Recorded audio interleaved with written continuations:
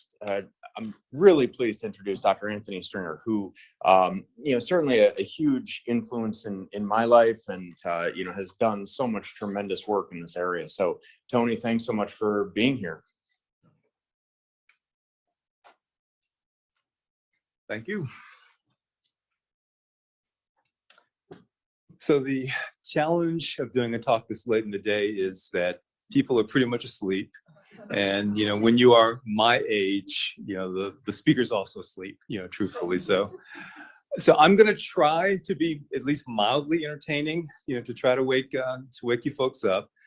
I'm not going to present a lot of data, and that was really, by design. One, I thought it would be a challenge to do this within 30 minutes, but also I knew that my tolerance for getting through data at this time of day was going to be difficult. I will show you some data, but mostly I'm going to focus on work that hasn't been done before, but work that's ongoing right now.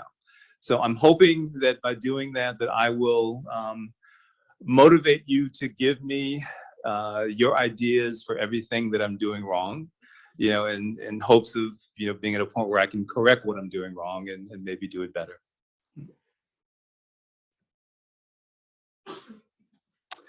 All right, so these are my disclosures. Most of the people, that have spoken have said that they didn't really have any conflicts. And, in full honesty, the programs that I'm going to be talking about, not directly, but indirectly, the EON programs are published by Western Psychological Services, and I do receive royalties. So that introduces a bias in what I'm going to say, perhaps. But I hope that you will trust that I will be honest. I think in the little data that I am going to show you, you'll see that the effects I'm going to be talking about are modest, and I'm happy to acknowledge the modestness of those effects. The other thing that is modest is that the royalties I receive are also quite modest. So it's, I have a price, but it's higher than this. And so it's, I'm not really bought by, by the royalties I receive here.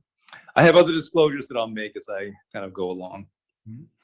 So these are the goals of my talk.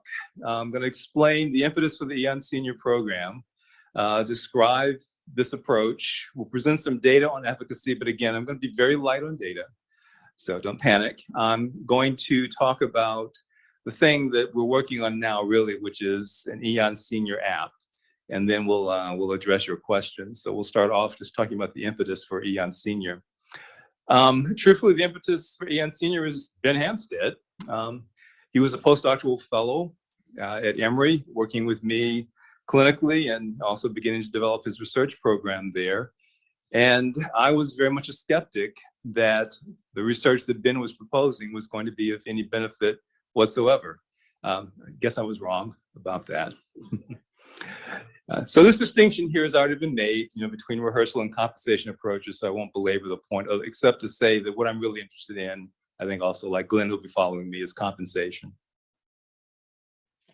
But I'm going to spend a minute talking about one more rehearsal-based approach. We've heard about Lumosity, already. This is sort of in that same camp, except it's, it hasn't gotten into trouble because it doesn't make claims that are in excess of the data.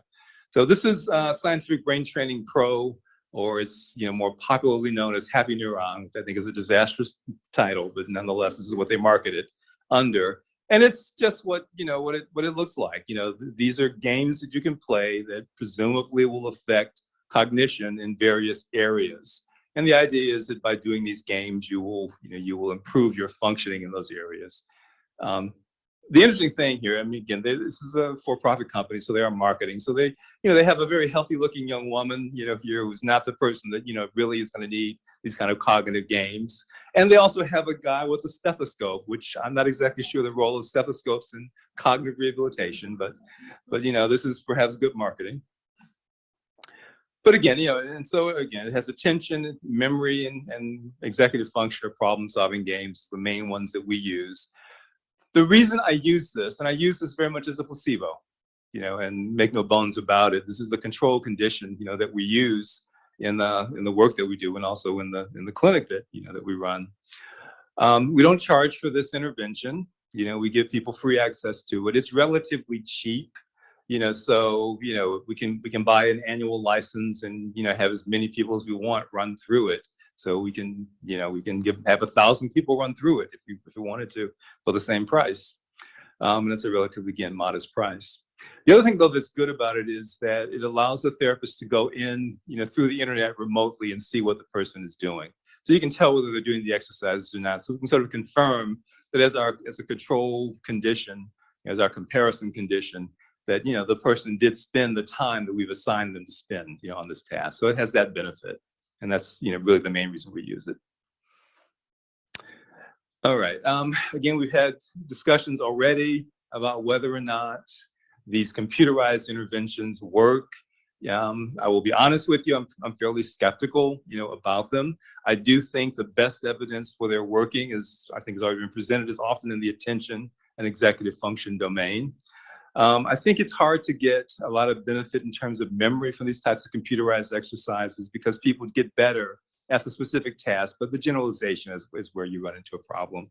That doesn't mean that that there's never any benefit to doing this, but I think it's a difficult case to make. What was interesting is I found 2 review articles. I don't really have them referenced here, but they were like literally 30 years apart. So one was from the very early days of doing these computerized interventions, and then a more recent review. And the conclusion of both reviews, again, 30 years apart, was exactly the same. And the conclusion was that these computerized interventions make people better at playing the computer games, but don't seem to have much benefit beyond that, with attention often cited as being the exception. I think there'll be a review 30 years from now. It will very likely say something similar as well. Again, this is not to discourage the use of computerized games at all. I think there's every reason to think that someone will put together a computerized intervention that is absolutely amazing and solves lots of problems. But so far, I think it's challenging.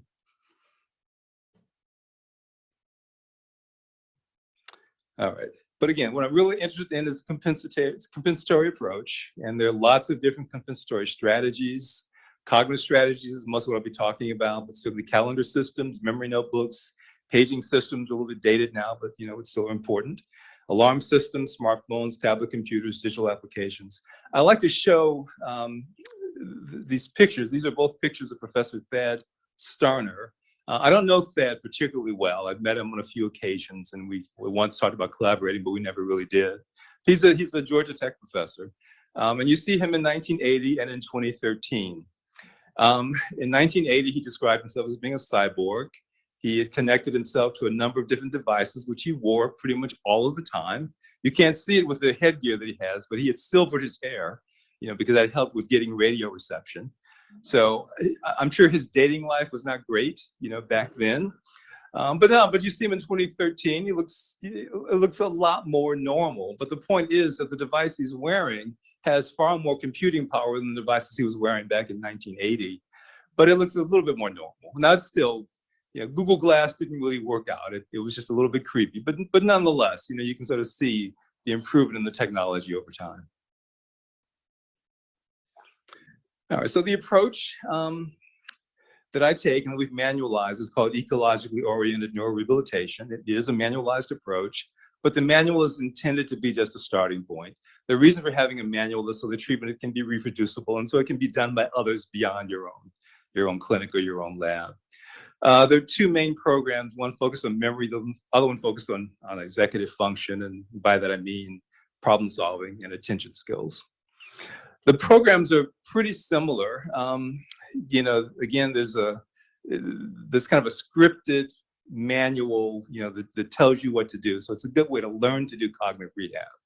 But the real art and the real benefit is when you go beyond what's in the script. So we want certainly some standardization, but we also want people to be creative enough that they're good clinicians and able to use this in a way that meets the individualized needs of the patients. We just had to talk about goals, and I'm not going to really talk about goal setting here, but the first session of all these programs is setting individual goals for the patient. And those get worked into the homework assignments that are part of this program.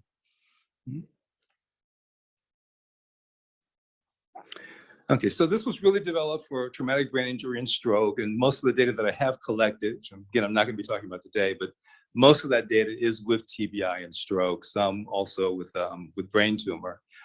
So Ben suggested that we try this with MCI and early dementia. And I thought, well, we'll try it just so that I can show him that this is going to be a waste of time. So I will acknowledge to being a skeptic, in this area. And so that's my other disclosure that I want to make. I was very much a skeptic with respect to doing this. And dementia was not a population that I worked with. It's still a relatively new population for me to work with, clinically. I am retired. Often doesn't look like it, but I am retired. But when I was working, it was in a rehabilitation setting, in a very traditional rehab setting where it's, we're dealing with stroke and traumatic brain injury primarily, and then some other neurological conditions, but never dementia. And if someone does have dementia, that often was considered to be a grounds for discharge, because we didn't expect those patients to improve. So I came into this with some skepticism, but Ben, even as a postdoc, was brilliant. It's just the bottom line. So he convinced me, and he convinced a neurologist to try this. And so, he assembled a team, even as a postdoctoral fellow. I still use Ben as the example of what I want every fellow to do, which is to come into our program and to take what we're doing in a completely different direction and prove to us that it's worthwhile. And that's exactly what he did.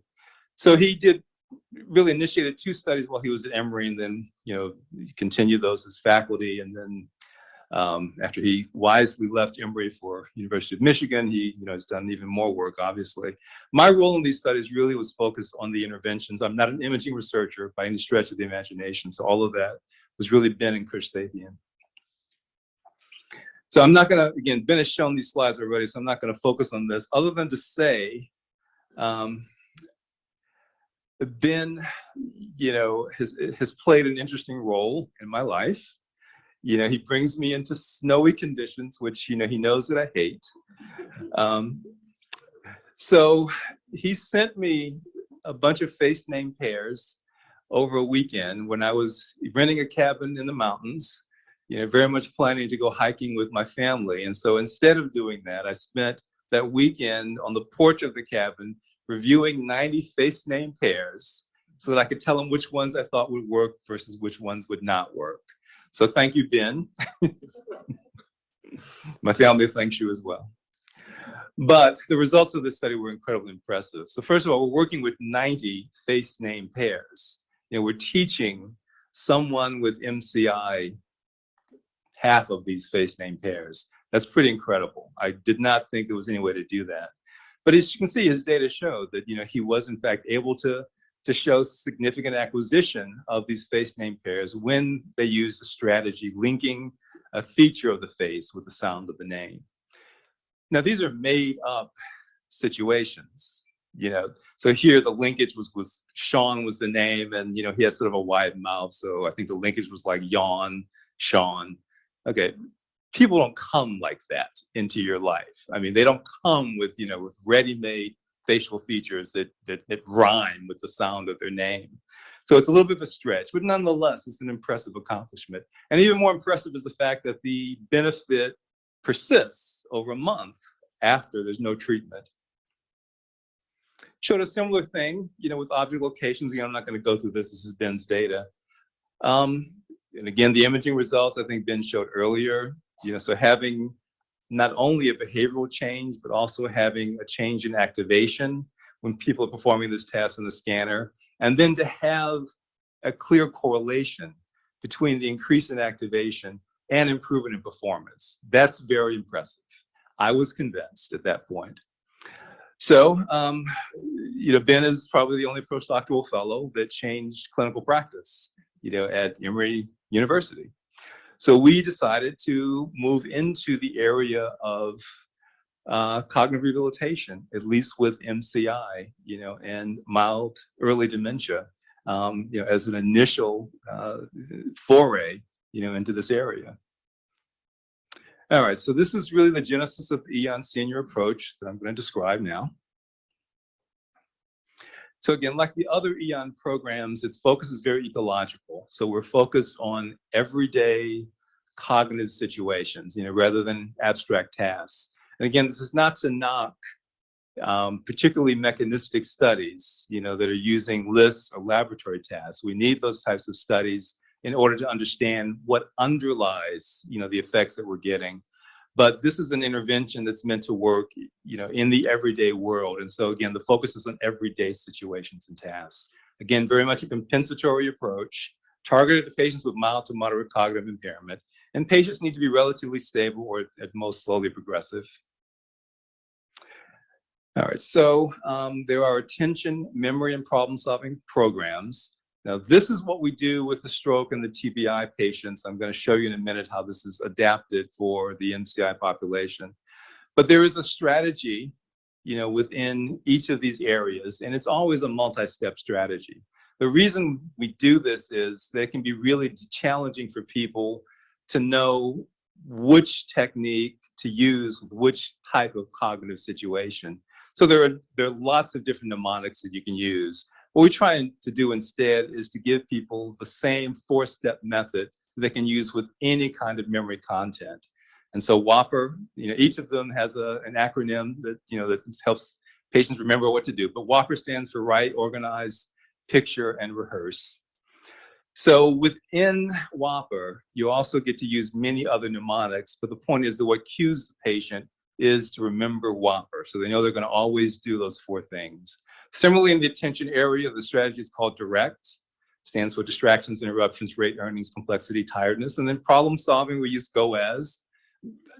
Same types of techniques that are done in other executive function interventions. The goal management training is very much similar in terms of what it does. So nothing necessarily magical about these, again, but we've organized them in a way that we hope is memorable for patients to use. So one thing in adapting this to a more impaired population, is that what we want to do is we want to simplify the use of these strategies. So again, with a younger population, with a less impaired population, my goal, is to get people to be independent in use of these strategies. My goal with an MCI population is to get them to use the strategies with assistance of a care partner. And I'll say one other thing. So we'll be ending this by talking about, the app that I mentioned and how we're going to try and make this app really useful for people. Part of what we're building into the app, or what we hope to build into the app, is a care partner function. So there will be a character within the app that serves as their care partner. Part of that, again, is to make the app easier, friendlier to use, but also it's because clinically I have patients who come to us without care partners. In the context of a clinical trial, they're not eligible, to be part of a study. But in my clinic, I can't turn someone away because they're a widow. I mean, that's just not acceptable. So we have to find ways to adapt in those situations. Now, sometimes that means using a sibling or a daughter or son or something like that. But there are times when, when people come to us alone. All right, I've already described what these, what the direct strategies are. The one other thing I'll say about them is that they are intended to make the person an environmental engineer. We're trying to get them to be good engineers of their environment, to structure their environment in a way that supports their attention. I've already mentioned WHOPR, the methods we use for memory. Within this, we also use the PEG system, maybe familiar to some of you, but we embed that in within teaching them WHOPR.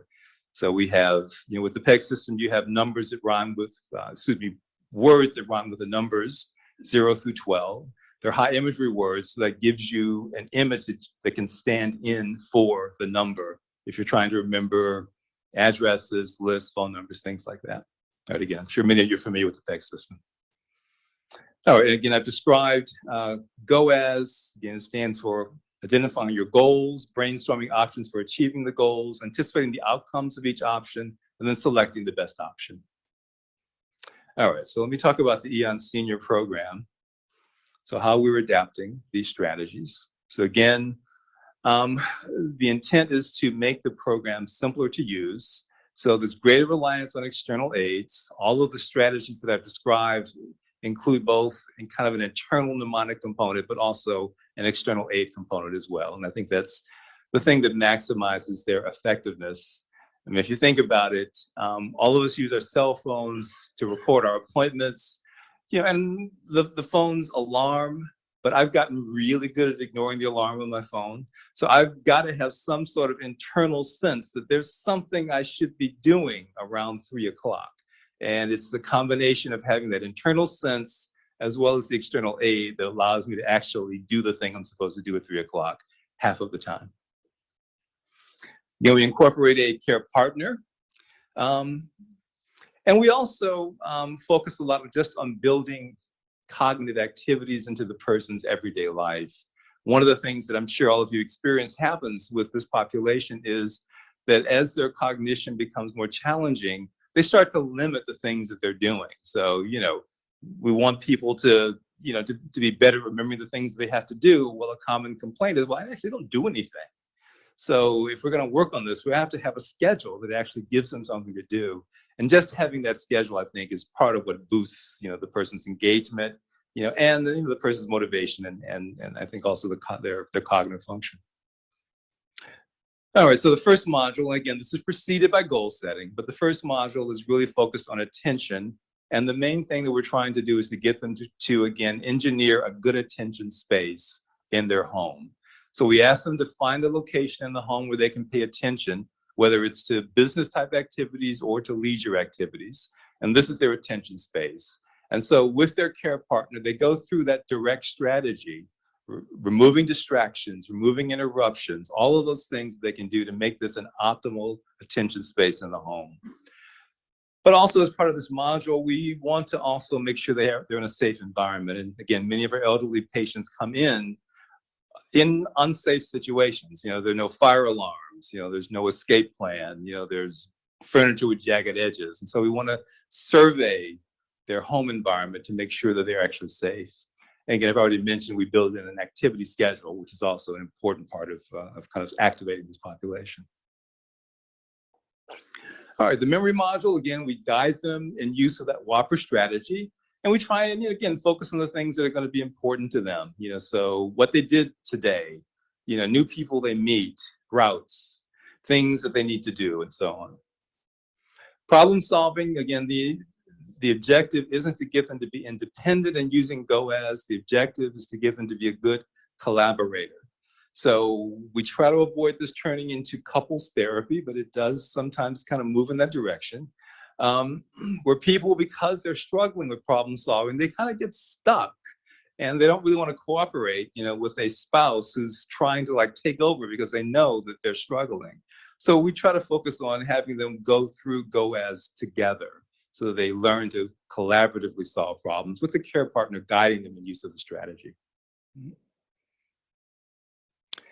All right, so this is the data part. Again, we're going to very lightly dip into data. So we do randomize people to the initial treatment they receive. So they get randomized either to the EN Senior Program or to Happy Neuron that I showed you earlier. We also have outcome measures. Ben uses them here. They're used in a few other places. The approach we've taken to outcome, again, we have a very ecologically focused intervention. So we want ecologically focused outcome measures. Most of the time, what that means is that you use rating scales. So you have people rate how they're doing in their everyday life, or you have an observer rate. Well, we're neuropsychologists. We want harder data than that most of the time. So what we've done is we've created what we consider to be simulations of everyday cognitive activities. And I'll show you, these are not real examples, but these are sort of cueing me as to the kinds of things that are on the test. Conscious of this being on YouTube, I don't want to show you the real stimuli, so I'm just going to show you what the stimuli are like. So we have a series of pictures that show situations in which there is a threat to attention. And the task for the patient is to look at the picture and to identify what's getting in the way. As many things as possible that are getting in the way of attention in that situation. So obviously fatigue in the first picture, the complexity of the task in the second picture. We have a whole range of everyday memory simulations, but the ones that we use, with this elderly sample are just routes and names and biographical facts. So we have a series of intersections that we show them on computer, with a model showing them which way to go at each intersection. And the idea is that they need to take whatever information in that will allow them to later on, when they're shown that intersection, know which way they're supposed to go. The biographical task, we don't use Albert Einstein. We actually just, we use, anonymous, non-famous, faces of people. But we tell them, we show them the picture, we tell them the person's name, and then we tell them a series of facts about the person. And so later on, they have to recall that information. With the problem-solving simulations, we're basically describing everyday situations that elderly people might find themselves in, where there is a problem. And what they have to do is to identify what the problem is, what the goal is in the situation, come up with, again, as many options as they can for accomplishing it, and give a reasonable weighting of the likelihood of those options being successful. Okay, so again, this is ongoing. Our aim is to get 50 patients, that have sort of been run through this randomized intervention. We're at about 34. So we're not doing statistical analysis until we get to 50. So I'm just showing you what the data looks like at this point without any analysis done. But what you can see is that pretty consistently, the patients who are randomized to Eon Senior as their initial treatment look a little better at post-tests. Now I will say, randomization does not always work. So if I showed you the pre-test data, you would see that it's actually working against us a little bit. So far, the people that have been randomized to this Eon Senior condition are looking a little worse at pre-test. So the fact that they're looking better at post-test is actually kind of encouraging, encouraging to us. But hopefully by the time we get to 50, that will have washed out, but we'll see. These are just two patients, and they're here to represent something that we have seen in the data. There are a handful of patients in the computerized intervention condition that actually look worse at post-test. This is a 12-week intervention. I'm not suggesting that they are declining over that 12 weeks, but nonetheless, we do see this happening in that condition. We're not seeing this happen to any significant degree in the senior condition. All right, in a real clinical situation, the other thing that's important, and I have 3 minutes, that is amazing. All right, the other thing that's important is also knowing whether or not the intervention is having some effect that the patient notices. We're not just treating numbers, we're treating people. And so it's important to understand how they're reacting. So what you'll see on these slides basically is that people generally, and their care partners, are generally saying that the benefit is between slight and much. Very few people say there's no benefit, and almost no one ever says this is great. I have more? Okay, cool. He's giving me more time. I'm going to ignore that clock then. Okay. All right. So that's true of attention. It's true of memory as well. It's true of problem solving also. So this is true, I think, of cognitive rehabilitation in general. It is not curative. Cognitive rehabilitation has what I would describe as a modest to moderate positive benefit pretty much across populations. All right. It is not amazing. It is not wonderful. It is not life-changing. It is helpful. That's the outcome. Okay. All right. To give you a glimpse of the of the Smart Steps app. So what you're seeing play out here is the result of what we learned in focus groups, and we ran a number of focus groups with with an MCI population. Probably the total number in these focus groups was about 40 individuals, and they were in focus groups of around 6 to 7 people. We had ideas about what we thought would be useful for them to work on, but we wanted to know what they thought as well. So the things that you see in sort of the hot pink are the things which they came up with that we didn't think were going to be part of this app. So we wanted to certainly incorporate at least some of the things that they were saying were important to them. Some of them were surprising, like they wanted a way of remembering passwords. They wanted a glossary of technical terms and a glossary of emojis. Okay. All right, so we do have a working version of the Right Steps app, and it will work on both iOS as well as Android devices. It adjusts to the size of the screen, so it'll work on a small phone screen. It'll also work on a tablet-sized screen. You're seeing the small phone screen, a lot less graphics on that screen just because you can't crowd as much content on there. But you log on, it asks you whether you want to pay attention, whether you want to learn and remember something, whether you want to solve a problem. Depending on what you select, you'll be directed to another screen, and it'll usually ask you whether you want to do a new task or something you've already done before. And so if you've already done it before, it will take you, to a list of things you've already worked on, and you can choose which one. It will take both input from the keyboard as well as voice input. So I was jumping 2 slides ahead. So this is what the attention looks like on a phone. It asks you what it is you want to pay attention to, what's distracting you, what you can do about those distractions. It'll ask you how long you want to pay attention. It will actually set up a timer, as well. So if you say you want to pay attention for 10 minutes or whatever, then that's what it will do. And, you push start and it will time down, how long you're paying attention to that task. And at the end, it'll ask you how successful you were. And if you were successful, then it says, okay, great. Well, you listed all these rewards you wanted to earn. Now you get to have one. So again, it kind of serves as a care partner. It's not meant to be used alone. It's meant to be used in the context of therapy, with a therapist. So this would not be something that would be ever, distributed to a patient without a therapist. It would be, if anything, it would be given to therapists who can then elect to give patients access to it if they thought that the app was appropriate, for them. So this is an example of the memory, one of the memory subroutines in the app. This one is for faces. So it asks you the end of the person's name, their relationship to you. You can take a picture of the person, then guide you through identifying a facial feature, that you can try and associate with their name. Now, I said earlier that, that this is actually tough to do in the real world. It's actually not impossible, though. If you have a little bit of an imagination, you can usually find an insulting way of associating the person's name, with a feature of their face.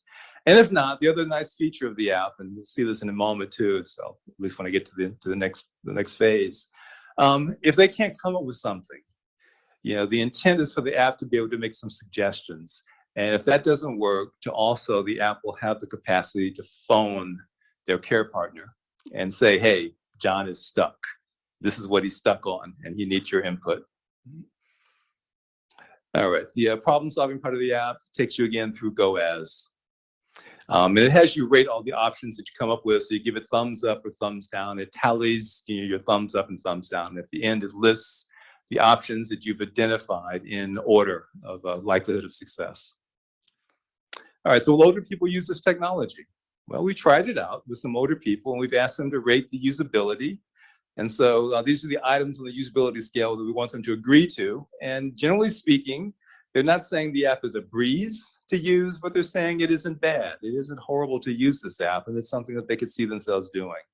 So this part of the usability scale, we want them to strongly disagree with these statements. And so generally speaking, they're saying it's not cumbersome. They didn't need a lot of support, but they're also saying that, it's still a bit of a challenge, for them. So that's about as much as we can expect. So finally, the next phase of this, we are going to introduce what we're calling Cicero. As you may know from history, Cicero was a Roman orator and politician, credited with the first use of a mnemonic strategy. Nobody freak out, but the way Cicero came up with the mnemonic strategy, the method of loci, is that, probably an apocryphal story, but he was in a lecture hall like this. He finished his lecture, he left. As soon as he left, the hall collapsed. Everybody got killed, except for Cicero. Okay, so later on, these bodies were crushed beyond recognition. Cicero was asked to try to identify who was in this lecture hall, and he realized he could identify them by remembering their location. So the first use of the method of loci and the beginning of mnemonic strategy, according to at least apocryphal history. Okay, so we're going to introduce an interface. It's called Cicero. It will be. It may or may not look like this, but it will be a character in the app that's meant to sort of help the person use it and make it less intimidating and threatening to use. Cicero, again, will call the care partner when the person needs assistance with a particular component. Cicero will make suggestions, to them. We'll basically try to make the app more usable. All right, so I've gotten, I think, to the end. I will be happy to entertain your questions, but I do warn you, if the questions are too hard, things could get ugly. Okay. Thank you.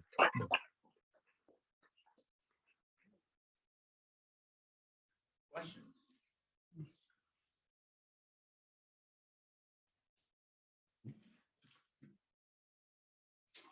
Thanks, this is really great. So we're also working on apps for using other adults with or without cognitive deficit. And one of the issues we ran into, in addition to the many technical challenges, the iOS versus Android and the updates that that's now probably all aware of it. Yeah. And it's also that we find that indeed all people are accepting this technology more and more, but there's also a group of people who are not, who we don't reach. So what is your own experience with that? Yeah. People who don't or maybe they have a phone, but they only use it for making a telephone call, or they say they use it, but they actually don't know how to use it. Yeah, it varies a lot. We did have, again, trying to veer away from some of the studies, but we did have an earlier study where we had funding to provide phones to people, and we provided them with a very simple, phone, to use as part of the project. The other thing I'll say is that I in these focus groups, I actually had two people who were IT professionals, one of whom was diagnosed with MCI, the other one was a care partner, so they were elderly, but they had both worked in IT, and they were both they gave us probably the lowest ratings. They were both completely averse to technology. So it is a real challenge, when you get older, even for people who are in that field. I think that part of the solution, again, are things like Cicero that will make this really user-friendly. I don't know if any of you have used the what's it called, Chat GBT, maybe it is. Yeah, it's pretty amazing. Now Cicero won't be that for sure, but because Cicero is dealing with a very limited range of possibilities, it can kind of emulate something that intelligent. So, it will have very specific interactions that it can engage in based on the screen that you're on, in the app.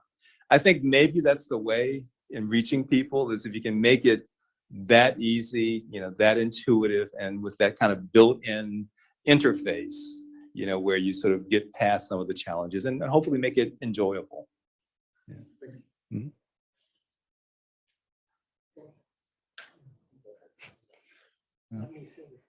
I just wanted to mention that there was just parenthesis, because I have another question, but regarding the use of phone, there was a huge increase in the use of technology in Canada, I'm not sure about one in Neurorehabilitation. And that was one of the positive benefits of the COVID, because people were confined, so they got to interact with their children and so on with Zoom, so they got a bit more confident. So I think that there's a change, and the study showed that there was, in fact, quite a few older adults having a phone now, mobile phones. I think that there's hope. Yeah, my wife is a few years older than I am. And up until really recently, she was still periodically asking me, so what is the internet again? So while I've been out of town, she's actually had a Zoom meeting that she initiated. So yeah, there's hope. And so my question was, how do you coordinate the different sessions? Because there's quite a bit in your program. So I was wondering, then you told us that it was designed to be done by a therapist. So how do people navigate within the different sections? Is it really like what you feel like doing today, or there's a schedule? No, it's structured. Yeah, it starts with the with that first module that I showed you, the attention module. Although that's preceded by goal setting. So yeah, it starts with the attention module. Then we go to memory, and then to problem solving. In each of those domains, however, we always try to work with the specific content that they come up with in their goal setting session. So their homework assignments are centered around their individual goals. So, usually we will start people off with kind of with an easy, if we're teaching problem solving, we're going to start them off with an easy problem that we've made up. And that's what they'll practice in the session. But then their homework involves solving one of the problems they identified as part of the goal setting session. And we're also flexible in the sense that, we probably get data from, usable data from maybe one out of, I'd say maybe every 5 people that kind of run through the program. So there are people that can't get through the entire program, and which is fine. What we're trying to do is to make it useful for them. So I guess I should say, and it's probably obvious as well that, I am a clinician who does research, in clinical contexts. I'm not a person who is doing research in the laboratory. So the data that I have is often messy and noisy and murky. And I depend upon, folks to do more mechanistic studies to get inspired by the, the findings we're seeing in the clinic. Yes. Thank you for that. Thank you. And you kept me awake. Oh, good. My question is about comparative groups. I've suffered under the delusion that lumosity and happy neuron are useless. And one of the things you taught me is no, they do nothing, but they do it in an inexpensive and measurable way. So they're very useful as a placebo group. Yeah. I never thought about that. Yeah. Yeah, and there are patients who actually enjoy them. We do have some patients who, once they're through with our program, they ask if they can continue to do, the happy neuron. And again, because we have an annual license, there's only a couple $100. We say, sure, So do it as much as you want. We get done with the visit with the patient, and they all get placed on colonoscopies and stomach. I've heard many people get up and state that the effect size of many of these interventions are mild to moderate, and the effect size of colonoscopy inhibitors is modest. Yeah. And there are real side effects of these drugs. Yeah. So one of the questions I have, and you asked for or suggestions, is to convince the MDs of the benefit. One of the comparator groups at some point should probably be an active control of cholinesterase inhibitor. And say, look, even if it's equal, there's no side effects in what you're doing, but the side effects of cholinesterase inhibitors could be a pacemaker. Yeah. So Yeah. I could not agree more.